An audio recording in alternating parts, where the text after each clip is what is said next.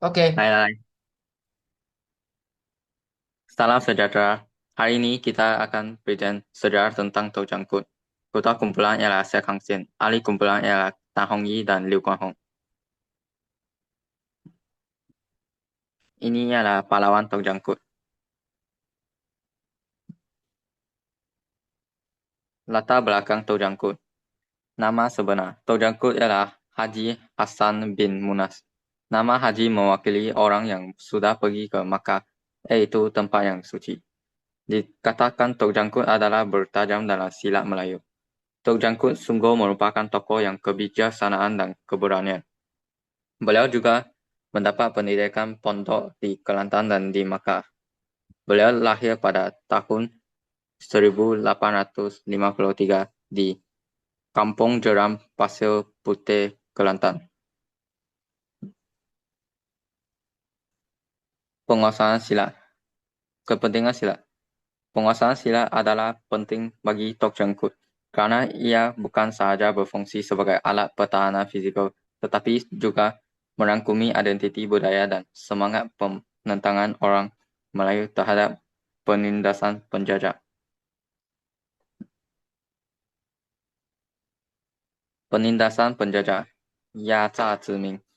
Pentadbiran kolonial British mengenakan cukai yang berat dan peraturan yang ketat ke atas penduduk tempatan, yang membawa kepada rasa tidak puas hati dan kesusahan ekonomi yang meluas di kalangan rakyat Kelantan.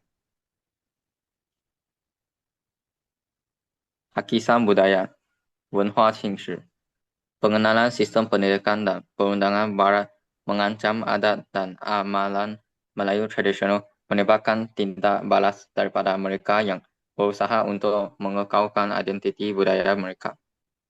Motivasi agama, Zhongjiao Tongji. Pemberontakan Tok Jangkut didorong oleh keinginan untuk menegakkan nilai-nilai Islam dan menentang ketidakadilan yang dirasakan. Kerana ramai penduduk tempatan melihat kehadiran British sebagai cabaran kepada kepercayaan agama dan cara hidup mereka. Pada tahun 1915 Mac, Tok Jangkut memulakan pemberontakan sebagai tindakan balas terhadap dasar percukaian yang menindas yang dikenakan oleh kerajaan kolonial British.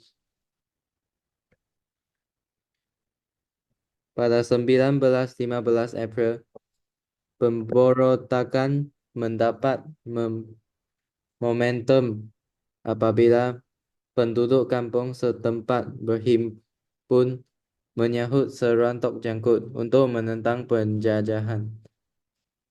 Pada 1915 Mei, pertempuran utama berlaku di berbagai lokasi, menunjukkan kesungguhan Tok Jangkut dan pengikutnya untuk menuntut semula hak mereka.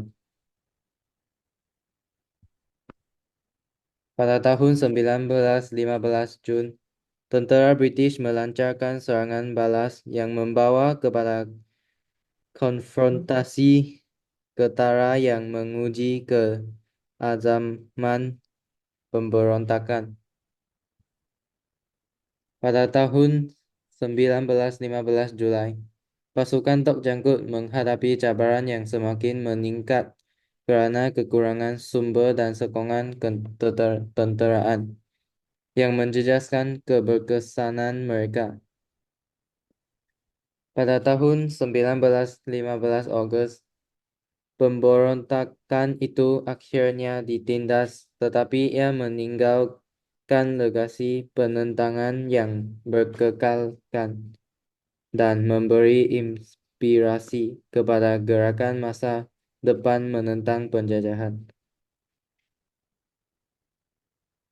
Mobilisasi karismatik. Kepimpinan Tok Jangkut dicirikan oleh keupayaannya untuk memberi inspirasi dan menggerakkan masyarakat tempatan melalui ucapan yang gagah dan pemahaman yang mendalam tentang rugutan mereka.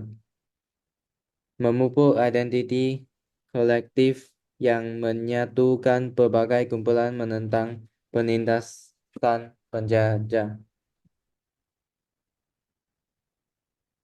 Ketahanan Community, Hanwei Search.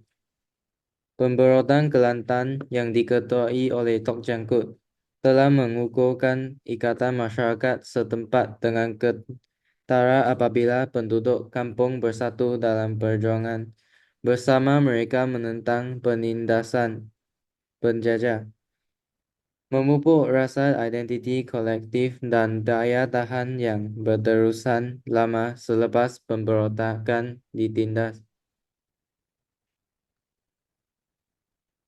Sentimen anti-kolonial. Simbol kesan Tok Jangkut. Kepimpinan Tok Jangkut semasa pemberontakan Kelantan bukan sahaja menunjukkan penentangan terhadap penindasan penjajah tetapi juga mengukuhkan legasinya sebagai ikon budaya dan simbol nasionalisme Melayu yang mempengaruhi gerakan kemerdekaan di Malaysia pada masa hadapan. Kepentingan budaya dan sejarah. Tok Jangkut diikrarkan sebagai tok penting dalam sejarah Malaysia, menjiwai semangat penentangan terhadap pemerintahan penjajah dan berperan sebagai simbol nasionalisme Melayu yang warisannya terus memberi inspirasi kepada gerakan kontemporari untuk keadilan dan penentuan nasib sendiri. Berterusan relevan hari ini, simbolisme budaya. Tok Jangkut kekal sebagai simbol pemerintahan yang kuat di Malaysia kontemporari, memberi inspirasi kepada gerakan yang menyokong keadilan sosial dan pemeliharaan identiti budaya di tengah-tengah globalisasi dan pemodernnya. Pengaruh pendidikan. Warisan beliau disepadukan ke dalam kurikulum pendidikan, di mana pelajar belajar tentang peranannya dalam perjuangan anti penjajah, memupuk rasa kebanggaan negara dan kesedaran tentang ketidakadil sejarah. Inspirasi politik. Gerakan politik moden sering merujuk Tok Jangkut sebagai tok penentang terhadap penindasan, menggunakan kisah untuk merangsang sokongan untuk tujuan yang berkaitan dengan hak asasi manusia dan tabir urusan tempatan. Sekian, terima kasih.